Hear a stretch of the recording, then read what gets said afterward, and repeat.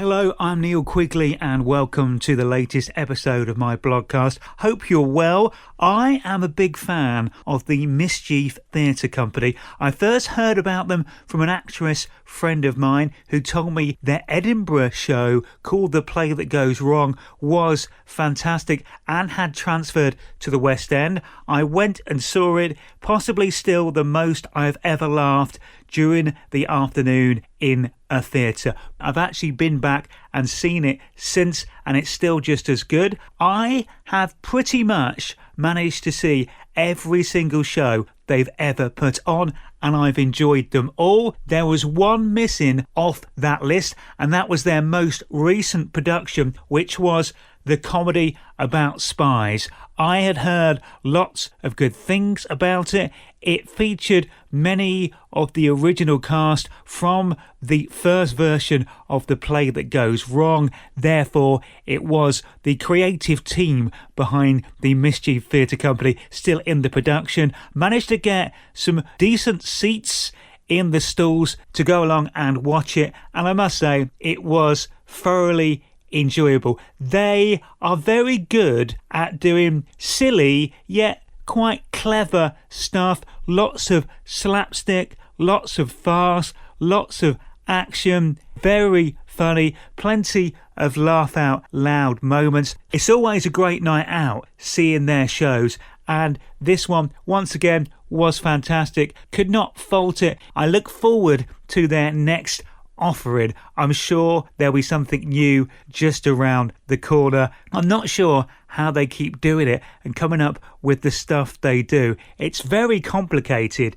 these set pieces and the timing of their comedy, but again, very clever and very silly. I think sums it up nicely. If you have heard the Blogcast before, you will know that I am not the biggest film buff in the world, but I am getting better at going to the cinema and watching more films, thanks to my girlfriend who really enjoys that, although she does have to pitch a film quite hard to me to make me actually want to go and see it. I won't just go and see anything, but there's few things that I really want to see, so she just has to find a little something in it that will tempt me along.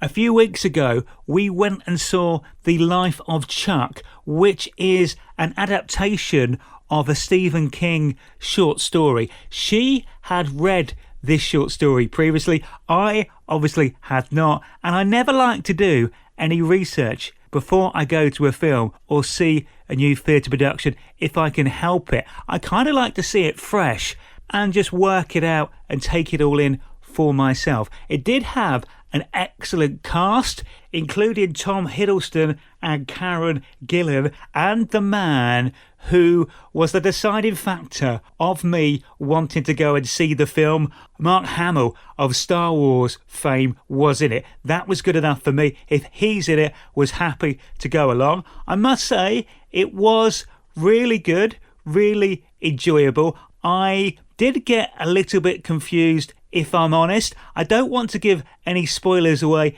in case you haven't seen it and plan to watch it in the future, but it is in 3 parts, basically. And part 1 seems to sow a particular seed and tell a particular story. And once we got to the end of part 1, and then parts 2 and 3 were on, it kind of made sense from there, but I couldn't quite work out what was the point of part 1, because I thought part 1 of the 3 parts of this movie was a completely different film we were watching almost, and it never went back really to what was happening in the first part, which I found quite odd. As I said, I did enjoy it. I thought I kind of got it and understood most of it, but rather embarrassingly, in the car on the way home after we'd finished watching the film at the cinema, I had to check with my girlfriend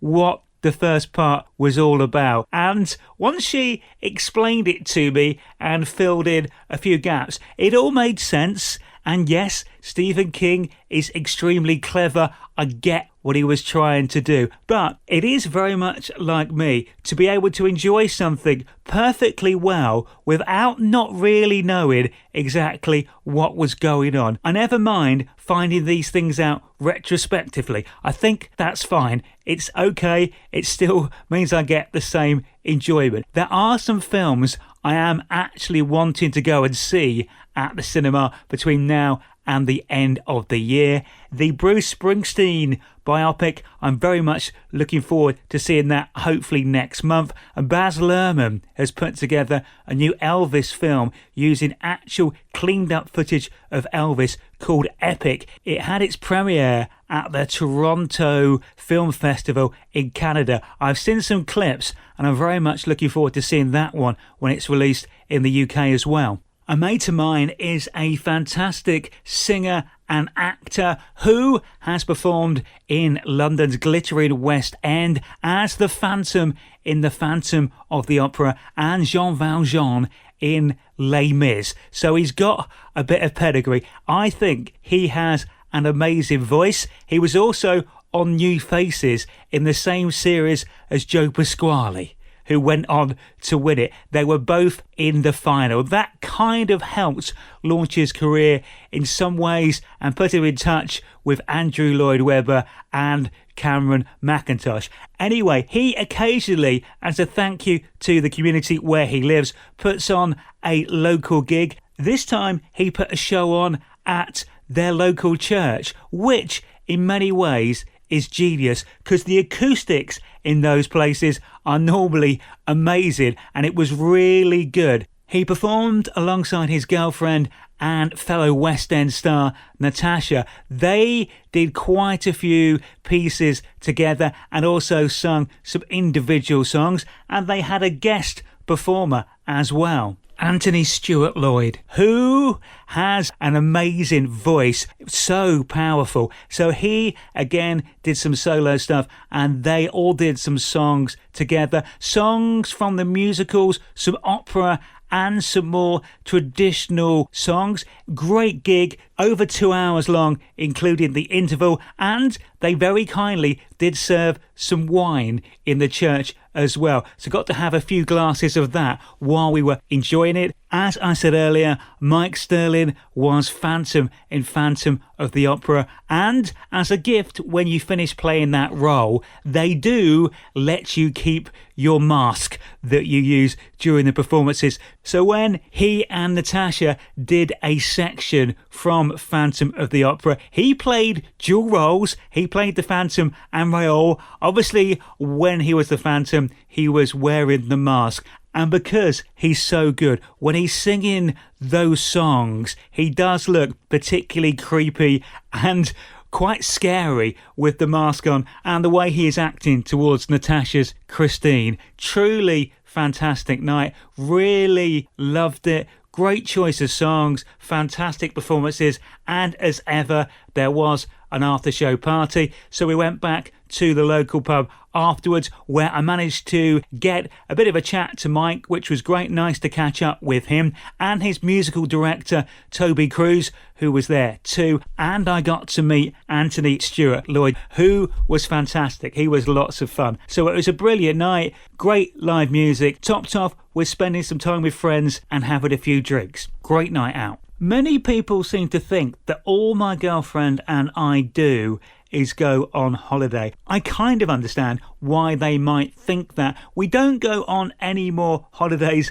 than anybody else, I don't think, but we do go on very nice holidays. I'll admit that. We just got back from 7 days in Egypt, Hurghada. It was the first time that I'd ever been to the country. You have to get a visa on the way in, but it's nice when you apply for one and it comes back approved. Gives you a sense of achievement and makes you think that you're actually doing okay and you're fine and staying enough above the law to travel wherever you want. On the flight out, something happened that had never happened to me before. We were flying from Luton Airport. We were probably in the air about 20 minutes when an announcement came over the tannoy asking if there were any doctors on board. quite reassuringly, suddenly about 10 people stuck their hands up. So I felt suddenly very safe on that flight. Unfortunately, though, there was a medical emergency and a person was in so much trouble they actually had to divert the plane to Brussels in the end. So we had to land there. They got the paramedics out to the tarmac to take the ill person off the plane and to hospital. That meant, of course, we did have a bit of a delay there while they removed their bags from the plane, and the plane had to be refueled due to the unexpected extra stop. Plus, the logistics team of the airline we were travelling on had to somehow work out how to get the flight or us onto Egypt. They managed, thankfully, to work it out with us staying on the same plane with the same crew, so that was great. Just one of those things, you can't really do anything about it, and it's good to know that airlines do take the health of their passengers that safely. It did mean we arrived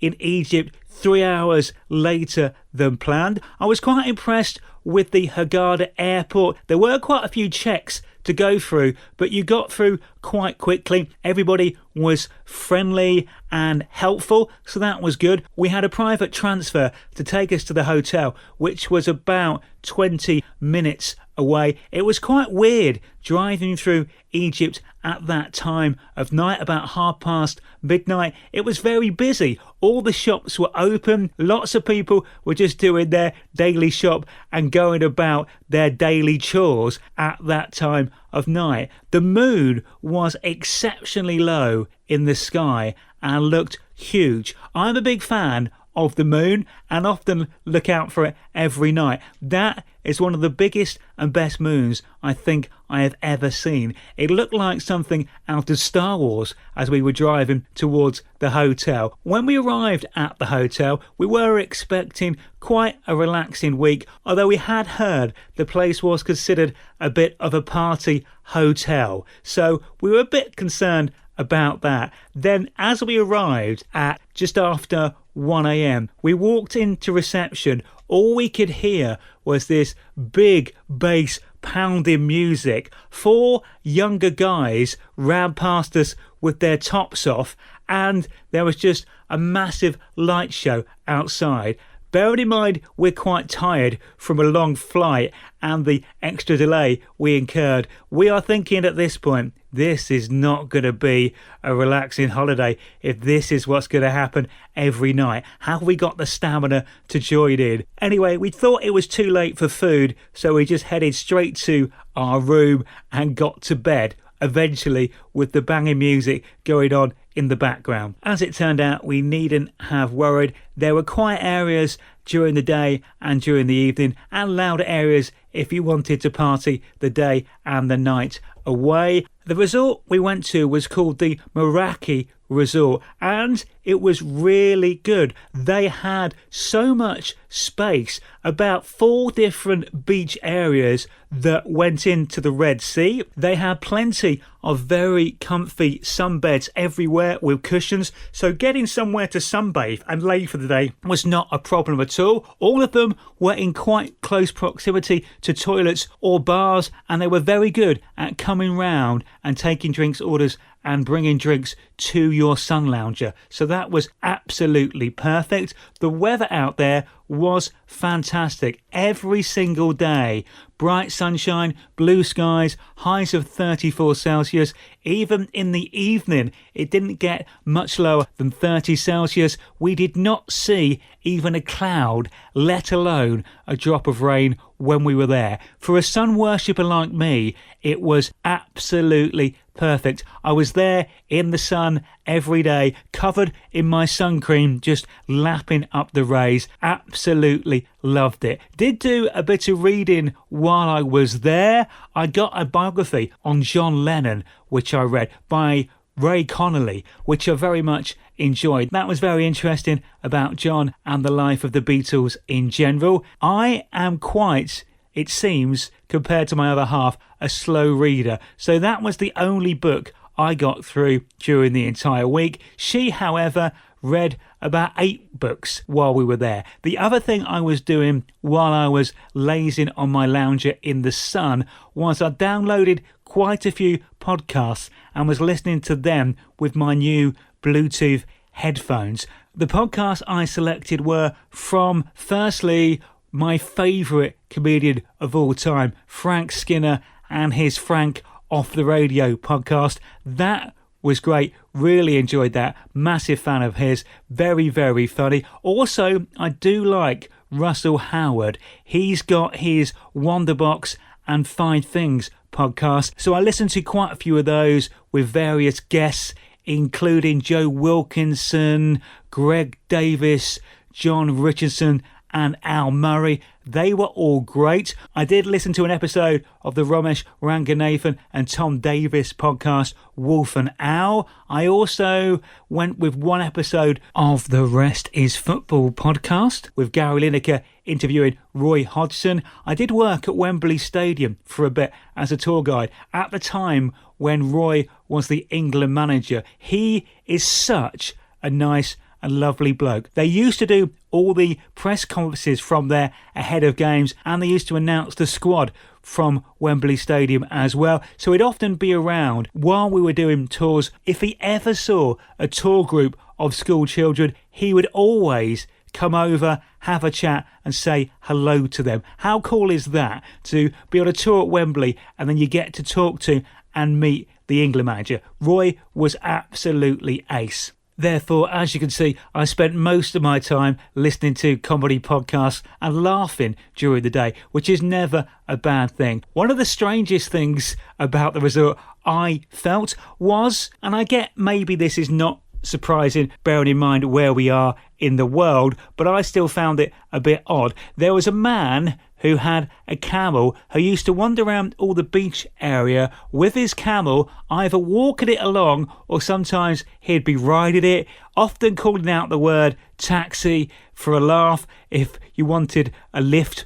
or a ride anywhere. I never saw anybody actually go on his camel. What he used to do if you stopped and chatted to him was the camel would sit down and he'd take a photo with you on the camel. It was quite weird though, just seeing a camel walking past every single day, and it was quite an inquisitive animal. I often saw it stick its face into people's books or business as it was walking past. Luckily it didn't do that to me, because I'm not sure exactly what I would have done. It is always a bit complicated going on holiday for me, being a celiac, because I am on a very strict gluten-free diet. Even the smallest bit of gluten can make me really quite ill. So it's not just a case of eating gluten-free food. I have to be wary of cross-contamination and other ways that gluten could get into my food. I must say, on the whole, this resort were absolutely fantastic with me. My girlfriend has got me about 30 of these language cards which explain my condition in different languages, and we do have an Arabic one. So obviously I took that with me. I showed it to the chef in every place we ate. In the buffet, they were great in that they would go and prepare me individual meals in its own pan out back and then bring it out to me. It did mean my breakfast staple was gluten-free pancakes with honey and banana, all fine, and lunchtimes was often chicken or steak with rice. Again, absolutely fine. Buffets are not my friend as a celiac, because even if many of the items are gluten-free, because you have tongs and serving spoons, nobody's fault, but when people are putting things on their plate, there's quite a good chance that some gluten will get everywhere, basically. So I can't really use a buffet. They were very good with that. The place also had several independent restaurants. Again, in every one, I showed my card to either the waiter, if he seemed like he knew what was going on, or ideally the chef, and mostly it was all fine. Although sadly, they did accidentally gluten me one night, and I was quite poorly for a day and a half. Won't go into detail, but let's just say I did not want to be too far away from the toilet for that period of 36 hours. The customer service out there in Egypt is amazing. Everybody is so friendly, so helpful, and they constantly ask, how are they doing? How can they improve? So when the guest services did call me a few days after, I did just say, look, you're doing great, and they were really good at supplying my food and keeping me safe. But I did mention, unfortunately, in one of your restaurants, I did get gluten and I have been ill for a few days. They apologised. Their first question is there anything we could do? And I was like, no, it's fine. It's one of those things. I'm sure it was a genuine mistake, but I just need to be really careful and obviously re-explain again about my condition. After that, we went to another restaurant next door to the one that had got me a few nights later, and they were so careful. They sent the chef out to speak to me. He showed me all the sauces he cooked with. As it turned out, I could not have any of the sauces because there was gluten issues with all of them, but he managed to cook me my own individual meal that he made himself for me especially, which was completely gluten-free and tasted fantastic. So thank you to the Meraki Resort. I would definitely go back there. It was very reasonable as well for an all-inclusive holiday. I thought the flights and the accommodation were a decent price, and I've really enjoyed being in Egypt. The weather, as I said, was fantastic. We would definitely go back there, and probably to the same place. Got some great photos as well. Not sure if I've mentioned this on here before over the years, but I do like getting a nice suntan, and I don't really like tan lines. So I do own a couple of pairs of swimming trunks, Speedo-like trunks, which I do wear when I'm lying on the sunbed or if I'm in the water. That's the only point I wear them. Everywhere else I go, I've got shorts on and often a t-shirt. But if I'm lying and sunbathing, I will just be there in my trunks. I do like to have a bit of a photo shoot every year in the old Speedos just to see how we're doing. Am I keeping fit? I've been doing it now for about the last 7 or 8 years, so I can see how I'm slowly declining as I head towards my 50s, and it gives me some inspiration to try and keep myself in shape and get myself in shape ready for my next holiday. Had a brilliant time, as I said. Sadly, I think that's possibly the last holiday until next year, but we've already got a couple of cracking holidays lined up for next year, so I can't really complain. I went to a leaving do at the BBC where I work a couple of weeks ago. The lady in question had been working for the BBC for over 40 years. Worked her way up from entry level to being a lead producer at Radio 4, where she spent the last 23 years of her career. It was a really good do. We held it in the BBC club at work. As you can imagine, because we work in audio, we gave her an audio style send off. So there was a couple of speeches and we put together some production especially aimed at her and her time at the BBC, which were great and very, very funny. I also discovered, because I've not been in the club for a while, they have gluten-free Peroni in there, so I can drink that. And also, the rioja they serve there is surprisingly good. So I might have to pop in there slightly more often. The football season is back up and running. Tottenham Hotspur, my team, where I am a season ticket holder, are doing generally okay so far. Still early days, but I'm enjoying being back at my seat and cheering the team on. That is just about it for this week. Just a reminder that you can hear my radio show Saturday afternoons between 2 and 4 at radio9springs.com. Look after yourselves and each other, please. Take care, and I'll speak to you soon. Bye-bye.